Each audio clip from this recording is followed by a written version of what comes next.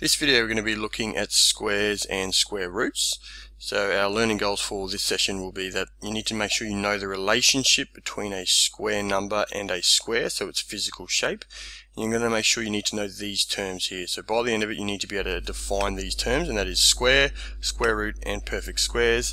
And finally you need to be able to calculate squared numbers and the square roots of numbers. So that's our goal for the end of this video, to make sure that you can do those things. So let's focus here on this first learning goal here, and it's understanding the relationship between a square number and an actual square. So what we have here is, if we use this one as an example, when you're calculating, let's just say, the area of these numbers, okay, all you're doing is that you're calculating the number by itself. So if I times 1 by 1, I get that. If I calculate 2 by 2, what I'll end up with is 4. If I calculate 3 by 3, I get 9, 4 by 4, so on in that regards. So what you're effectively doing is creating a square. Now the result that we get here in each of these is what we mean by a perfect square, or a square number. So if you understand what square numbers are, then you're going to be able to help a lot more further on when we start to look at square roots. So let's go into a little bit more detail about what square numbers are and how we represent those in index form. So any whole number, which we've just seen, multiplied by itself produces a square number.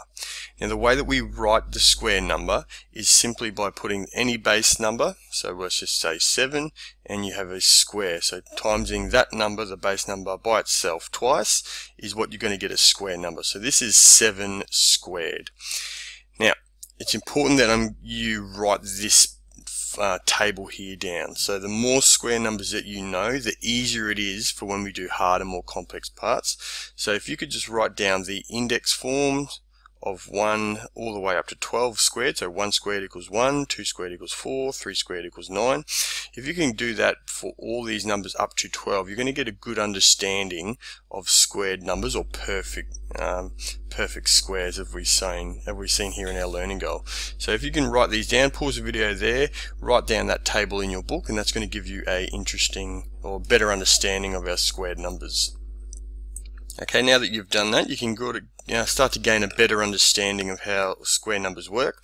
Now here's an interesting tip here, that if a square number can end only with the digits 0, 1, 4, 6, 9 or 25, and we can see that here in this results here. So each of these numbers, so 1, 4, 9, 6, 25, you see 6, 9, 4, 1, 0. So all these numbers end in those ones. So if you're stuck, make sure you understand that rule. That will help you with that.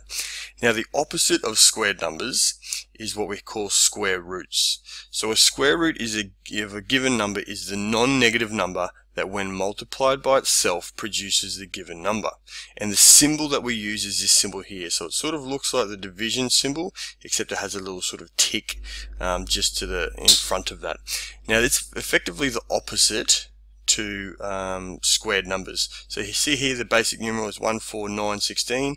If you flip that around, what you get is this square root, and that will give you your answer. So the square root of 1 is 1 times 1. The square root of 4 is 2 times 2, which makes it 2. The square root of 9 is 3 times 3. So if you copy this table down in your book as well, that's going to help you better understand square root. Now these are difficult sums to answer, so most of the time when you're doing square roots, you're going to need to either have a list like this handy, or you use your calculator, because it can sometimes be quite difficult to understand these. So make sure you have these first 12 square root numbers down, because that's going to give us that's going to help you as we work through our tasks. So let's do a couple of examples down the bottom here. So question 1A is, we have 6 squared, and it wants us to evaluate that, which means find the answer. So what we have is 6 squared in expanded form is 6 times 6, which equals 36. Okay, quite simple. Let's try number B now.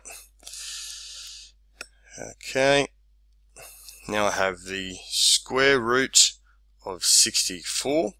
Okay, now if I look back at my previous results, the square root of 64 is 8. So the way that you write that will be 8 times 8 equals 64. Therefore, the square root of 64 equals 8. Okay, and finally here we'll do part C. So question C asks, what is the square root of 1600? So what number times itself will equal 1600? So you can use a bit of maths here. So I know if it's 16, I'll look up before, I know that square root of 16 is 4. Okay, and there's 2 zeros after it. So this will most likely be 40 times 40 will equal 1600. So therefore the square root of 1600 equals 40. Okay, so that's how you calculate square numbers and square roots. Make sure you have these tables written down, because that's going to help you with completing the work as we go through. Make sure you ask any questions as we go on.